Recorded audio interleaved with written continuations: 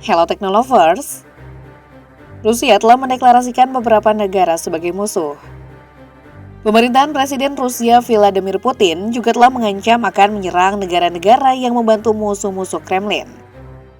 Politik permusuhan diterapkan Rusia untuk menegaskan siapa yang menjadi lawan dan siapa yang menjadi kawan. Hal ini memudahkan Moskow dalam membangun aliansi untuk kepentingan jangka pendek dan jangka panjangnya.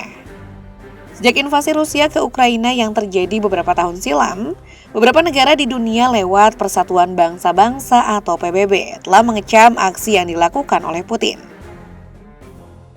Namun, negeri beruang putih itu tak menghiraukan kecaman dari berbagai negara di dunia. Ini berikut deretan negara yang ingin mengeroyok Rusia, mayoritas terlibat dalam perang di Ukraina.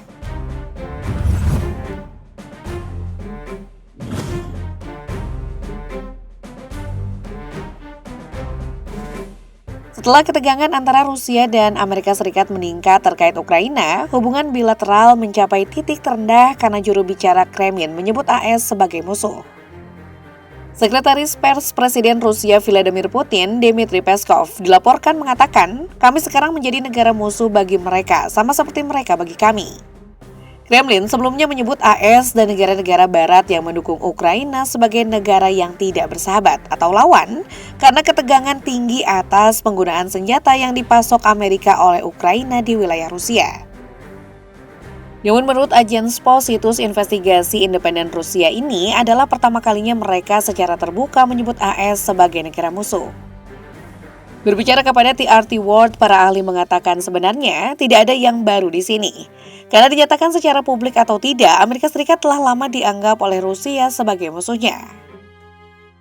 Ali Fuad Gökçe dari Universitas Gaziantep di sisi lain menganggap upaya infiltrasi AS ke dataran Rusia, yang seringkali memanfaatkan NATO, dianggap sebagai ancaman oleh Rusia.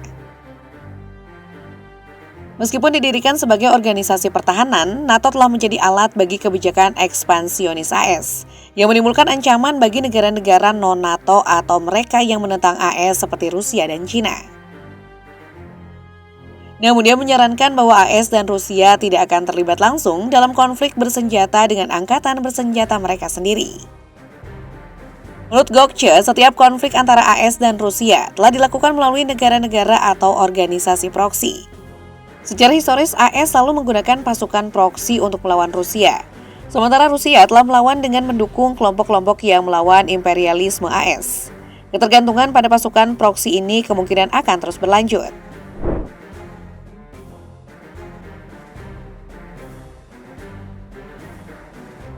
Tentara Inggris memiliki waktu 3 tahun untuk mempersiapkan diri menghadapi perang. Menurut kepala barunya saat ia mengumumkan program reformasi yang ambisius untuk mempersiapkan pasukan yang siap menghadapi peperangan modern. Jenderal Sri Rory Walker mengatakan pada hari Selasa bahwa ada kebutuhan mendesak untuk memodernisasi tentara Inggris karena ancaman geopolitik yang saling bertemu dari Rusia, Tiongkok, Iran, dan Korea Utara. Kami tidak berada di jalur yang tak terelakkan, tetapi yang kami miliki adalah urgensi mutlak untuk memulihkan kekuatan keras yang kredibel guna mendukung pencegahan, kata Walker dilansir Financial Times. Ia menyebut reformasinya sebagai rencana non-perang yang akan memberi Inggris militer yang cukup kuat untuk mencegah musuh dan membuat mereka berpikir 2 kali. Walker mengatakan Rusia akan muncul dari perang di Ukraina sangat-sangat berbahaya dan mencari balas dendam betapapun konflik itu mungkin berakhir. Pelajaran dari sejarah adalah Rusia tidak pernah lupa dan mereka akan kembali, menginginkan pembalasan atas dukungan yang diberikan kepada Ukraina, katanya kepada wartawan di acara yang diselenggarakan oleh lembaga pemikir Royal United Service Institute di London.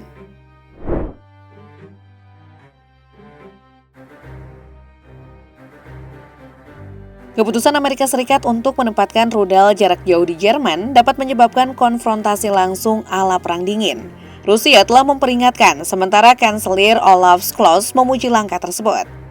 Kami mengambil langkah mantap menuju Perang Dingin, kata juru bicara Kremlin Dmitry Peskov kepada reporter TV pemerintah Rusia pada hari Kamis. Semua atribut Perang Dingin dengan konfrontasi langsung kembali. Langkah Washington telah memicu kritik di Jerman, bahkan di antara anggota Partai Sosial Demokrat pimpinan Scholz. Membela keputusan tersebut, Klaus mengatakan kepada wartawan di sebuah pertemuan puncak NATO di Washington bahwa itu adalah sesuatu yang bersifat pencegahan dan mengamankan perdamaian. Dan itu adalah keputusan yang diperlukan dan penting pada waktu yang tepat. AS pada hari Rabu mengatakan penempatan episodik rudal jarak jauh ke Jerman akan dimulai pada tahun 2026. Gedung Putih mengatakan pada akhirnya akan berupaya untuk menempatkannya secara permanen di Jerman. Dan rudal tersebut akan memiliki jangkauan yang jauh lebih jauh daripada sistem AS saat ini di Eropa. Penerapan kemampuan canggih ini akan menunjukkan komitmen Amerika Serikat terhadap NATO dan kontribusinya terhadap pencegahan terpadu Eropa, katanya dalam pernyataan bersama dengan pemerintah Jerman.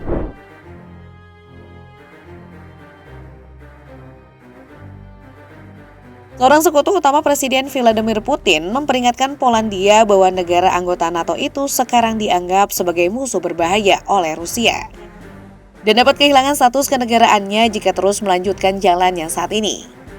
Mantan Presiden Rusia Dmitry Medvedev yang sekarang menjadi Wakil Ketua Dewan Keamanan Rusia menyampaikan komentar tersebut dalam sebuah artikel sepanjang 8.000 kata tentang hubungan Rusia-Polandia. Dengan mengatakan bahwa Moskow sekarang memiliki musuh berbahaya di Polandia.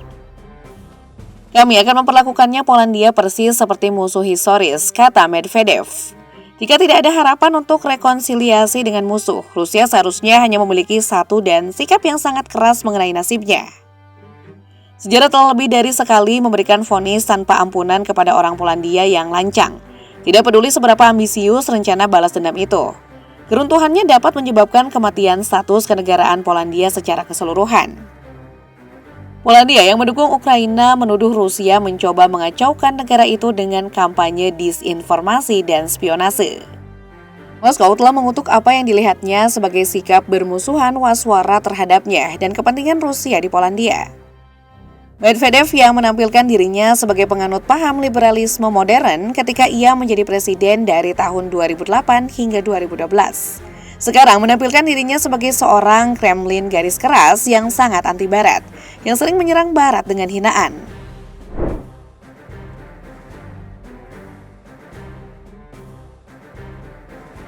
Lansir CBS Newsroom, Rusia meluncurkan rentetan serangan pesawat nirawak dan rudal jelajah dan balistik semalam di Kyiv saat anak-anak bersikap untuk kembali ke sekolah di seluruh negeri setelah liburan musim panas.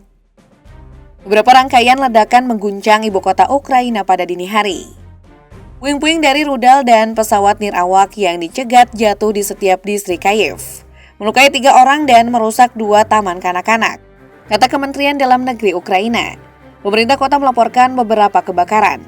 Setelah lebih dari 900 hari perang, kedua belah pihak tidak menunjukkan tanda-tanda akan menyerah dalam pertempuran atau bergerak lebih dekat ke meja perundingan, dengan Rusia dan Ukraina mengejar serangan darat yang ambisius. Ukraina telah bergerak maju ke wilayah Kursk Rusia, dan tentara Rusia terus maju lebih jauh ke wilayah Donetsk di Ukraina Timur. Nah, itulah tadi deretan negara yang ingin mengeroyok Rusia. Bagaimana menurutmu? Tulis opinimu di kolom komentar ya. Jangan lupa juga like dan bagikan video ini. Bye!